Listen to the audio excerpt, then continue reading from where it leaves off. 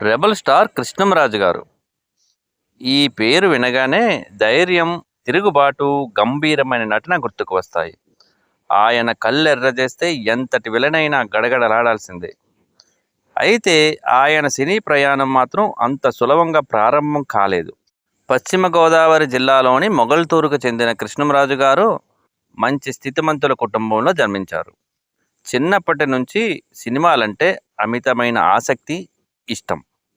అయితే రంగస్థల అనుభవం మాత్రం జీరో. సినిమాల్లో హీరో కావాలనే కలతో 1965 ప్రాంతంలో మద్రాసుకు వెళ్ళారు. అక్కడ సంగీత దర్శకుడు టివి రాజు గారి ద్వారా ప్రముఖ దర్శకుడు కె ప్రత్యేగాత్మ గారిని కలిశారు. కృష్ణంరాజును చూసిన ప్రత్యేగాత్మ గారు, నీ విగ్రహం బాగుంది, సినిమాలకు సరిపోతావు, కానీ అందం, పర్సనాలిటీ మాత్రమే సినిమాలకు సరిపోదు, నటన కూడా రావాలి, ముందుగా నాటకాలలో నటించి కాస్త అనుభవం సంపాదించు అని విలువైన సలహా ఇచ్చారు.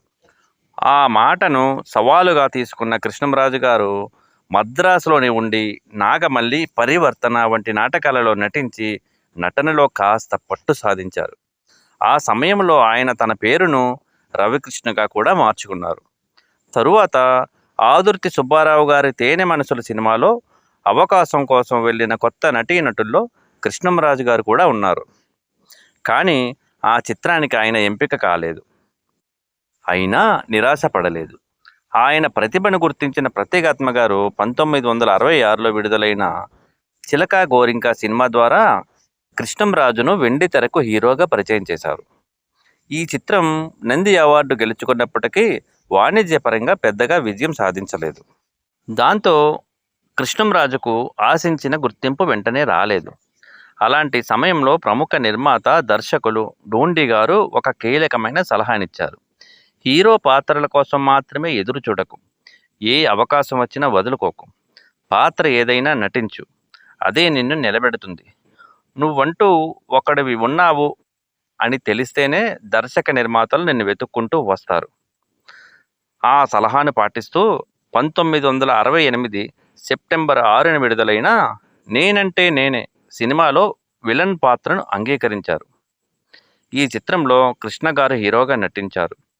మొదట విలన్ పాత్ర చేయడానికి కృష్ణంరాజు కొంత సంకోచించినా ఆ నిర్ణయమే ఆయన కెరీర్కు పెద్ద మలుపు అయింది. సినిమా ఘన విజయం సాధించడంతో ఆయన నటనకు ప్రశంసలెన్నో లభించాయి. తరువాత వరుసగా ఎన్నో మంచి పాత్రలు ఆయన వెతుక్కుంటూ వచ్చాయి. అక్కడ నుంచి మొదలైన ప్రయాణం విలన్గా, హీరోగా, ఆపై రెబల్ స్టార్గా మెట్టు మెట్టు ఎక్కి తెలుగు సినీ చరిత్రలో చిరస్థాయిగా నిలిచిపోయే స్థాయికి చేరుకున్నారు కృష్ణంరాజు గారు. తిరస్కరణ అనేది ఓటమి కాదు, అది విజయానికి మొదటి మెట్టు అని నమ్మి నిజమని నిరూపించిన మహానటుడు రెబల్ స్టార్ కృష్ణంరాజు. ఇదండి రెబల్ స్టార్ కృష్ణంరాజు గారి సినీ అరంగేట్రం వెనుకున్న కథ. తెలుగు సినిమా చరిత్రలో దాగి ఉన్న ఇలాంటి అరుదైన విశేషాల కోసం మన ఛానల్ను తప్పకుండా సబ్స్క్రైబ్ చేయండి. మళ్ళీ మరో ఆసక్తికరమైన కథతో కలుద్దాం.